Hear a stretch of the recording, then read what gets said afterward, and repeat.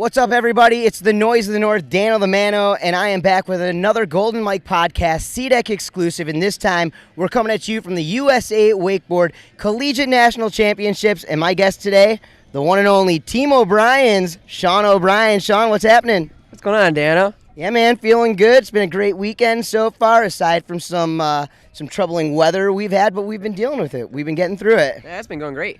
All right, dude, so you have been here at Collegiate Nationals. You've been in the boat. You've been in judging. What's your impression been on the event so far? Dude, I think the event's going off really well. I mean, unfortunately, we had some weather and some issues with that, but besides that, like, we've really kept it kind of running smoothly. The riders are having a great time.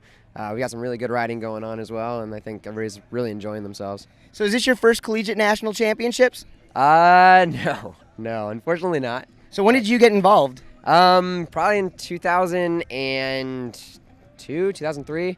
I think it was the first Collegiate Nationals, actually. They actually had it in Panama City, and I was an athlete because I went to Florida State. So, and how did you do back then? I'm a terrible contest rider, always have been, probably always will be. So I did not win. So how long have you actually been judging these events, and why do you come back to judge these events? Well, this is the first time I've actually judged the Collegiate Nationals. I come to kind of just have a good time and kind of help promote wakeboarding and kind of really for this one just kind of assist with the event and try to make sure everything runs smoothly.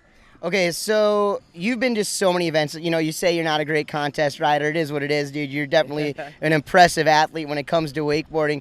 But what sets this contest, the Collegiate Nationals, say apart from the WWA Wakeboard Nationals? With these events, it's probably a little bit more out fun. It's definitely a competitive rivalry amongst teams, whereas regular nationals is more about the individual rider. The way the teams are structured, they figure out the best way to kind of make it so that they can get the most points and win the overall team event. All right, so let's talk a little bit about yourself. Have you been getting on the water at all? Yeah, man, I've been riding a bit. Not as much as I'd normally ride, but that's, I guess, expected when you're a dad. So where are you at nowadays, and what have you been up to? So I live down in Jupiter, Florida now. We moved down there 3 years ago, and I absolutely love it. I've got the beach right there. I've got the intercoastals, pretty much my backyard, so I can go ride. I can go surfing, I can go kiteboarding, kind of just have a nice variety of stuff. So one of the things that kind of sets you apart for all these years, I've been watching you ride for over a decade and a half. I remember seeing you when I first moved down to Orlando back around 2003. And back then you were really big into the coaching side of things. Are you still doing any of that? Yeah, I'm still doing some coaching. A lot of kind of traveling clinics. It's toned down a little bit recently. I kind of had to do that. But yeah, I still love coaching, still love pushing riders and kind of making them better.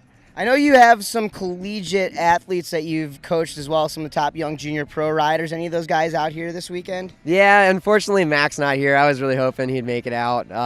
He's one of my favorite kids to ride with. He's just so good, so talented, and just a really good, strong rider. We're about to get back into it with the final round of action, but the towboat this weekend is the Supra SE 450.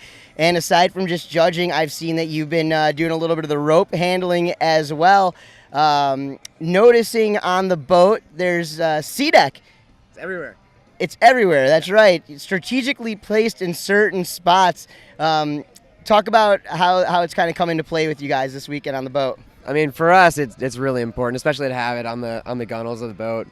We've got to get in and out. We've got to hook up ropes, do all that stuff. And if it's not there, it makes it really, really slippery, and you don't want to fall off the side of a boat. All right, before we get into the finals, any predictions as far as what team's going to come out on top? Honestly, the way I've been doing it, I haven't even looked to see what riders ride for which team. I just have a name, I write it down, and give them scores and do all that stuff. So for the overall team, I've got no idea. All right, well, there it is, guys. We'll let you know the results. You guys can check that out on my podcast. I'll be talking about that. The one and only Sean O'Brien. I'm the Noise of the North, Dano the Mano, and this has been another Golden Mike podcast SeaDek exclusive.